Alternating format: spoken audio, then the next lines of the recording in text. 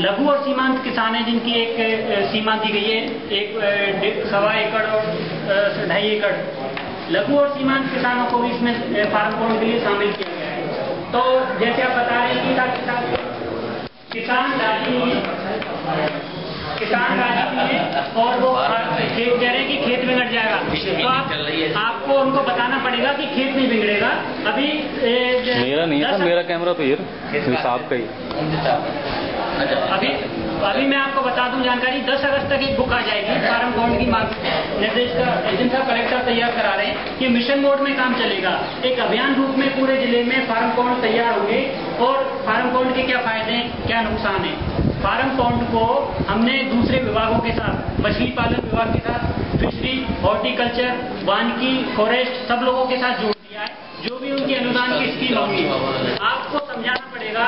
हम मटेरियल आपको देंगे, बुक तैयार हो रही है, मैं तैयार कर रहा हूँ, 10 तारीख तक किताब आपके पास आ जाएगी। फार्म पॉइंट के क्या फायदे हैं, 50,000 51,000 का फार्म पॉइंट बनेगा, 15x11 मीटर का। खेत में जमीन में पानी जाएगा, आसपास नमी रहेगी। इसके अलावा खुद की मिट्टी निकलेगी उसका यूज कर सकता है, वो कहीं भी यूज कर सकता है, उसकी पिचिंग करा सकता है, बाद में उसको बड़ा कर सकता है।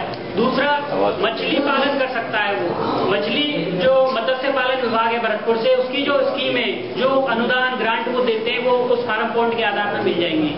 प्लस अनार की खेती, जो हॉर्टिकल्चर की, अनार की, अमरूद की और जो भी इस तरह की प्रजातियां हैं फलों की, वो खेती भी हम कर सकते हैं। तो हमारी बुक बताएगी, किताब बताएगी कि खेत 2 बीघा में 1 बीघा में खेती करता है तो साल भर में इतना फायदा मिलता है। जब ये तैयार हो जाएंगे, पूरे बाग तैयार हो जाएंगे, आम ये अपने अनार के, अमरूद के, तो कितना फायदा मिलेगा ये आपको मालूम है। हॉर्टिकल्चर से कितना फायदा है, 2-3 साल बाद जो उपज मिलती है उसका कहीं कोई मुकाबला नहीं है। दूसरी बात, हम जो अपना वाटर लेवल की तरफ, जो एक वाटर कैपेसिटी कितनी तैयार करेंगे रूपा क्षेत्र में, अपने जिले में, ये एक सोचने की बात है।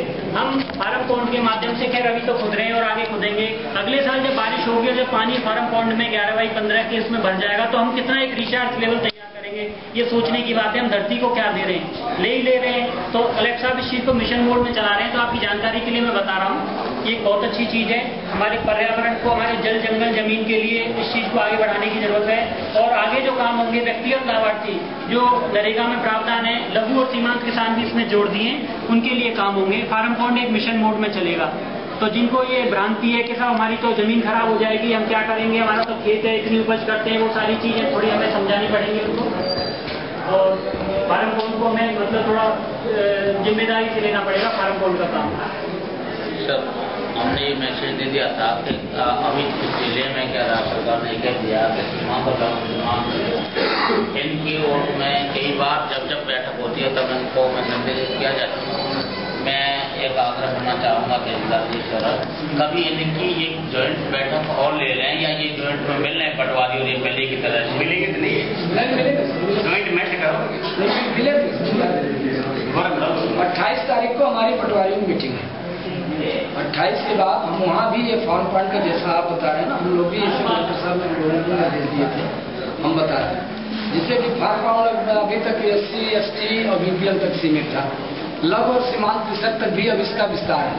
तो हम अपने पटवारियों से 28 तारीख को करेंगे कि पूरी जवाबबंदी उठा लें और लघु और सीमांत कृषक कौन कौन से हैं वो कैलकुलेट कर लें। जब वो कैलकुलेट कर लेंगे तो अपने सेक्रेटरी को बता देंगे कि भाई ये लघु सीमांत कृषक भी हमारे ग्राम का, इस राजस्व ग्राम का ये आदमी लघु सीमांत कृषक है।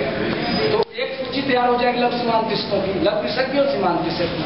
तो जब वो काम, वो सूची आपको दे देंगे और आप के पास जब वो सूची हो जाएगी तो एक जैसा एक कहा जा रहा है कि कोई जरूर नहीं किसी मानसून सत्र के पहले ही फार्म पॉइंट, बरसात हो जाए, रुक गया, कोई बात नहीं।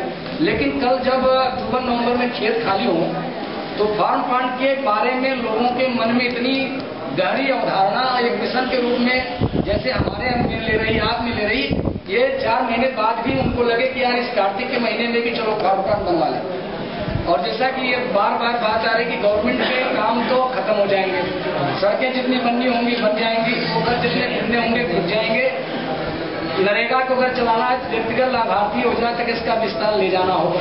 तो व्यक्तिगत लाभार्थी योजना ऐसे ही बने और बुक के रूप में अगर 10 दिन 15 दिन में बुकलेट आ जाएगी, एक सेक्रेटरी को हमारे, एक पटवारी को हमारे बुकलेट हम दे देंगे, तो गाँव में जब भी आप बैठे तो फार्म पॉइंट के बारे में और डिटेल पता चल जाएगा।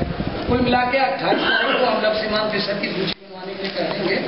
और नेक्स्ट मीटिंग जब अपनी 5-7 हमारी पटवारियों की होगी उसमें बुला लेंगे, या उसके पहले भी एक बार सूची तो आपको 30-31 तक हम दिलवा दें, फिर आप दोनों मिलकर के तय करना कि यार चलो फला आदमी से संपर्क कर उसको बता दें।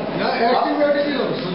हाँ, ये फार्म पॉइंट में एस्टिमेट का कम रखा है सर। 51,000 कम पड़ रहा है, 100 रुपये कम पड़ रहा है क्या? अगर आप जिस साइज का है वो कम पड़ रहा है।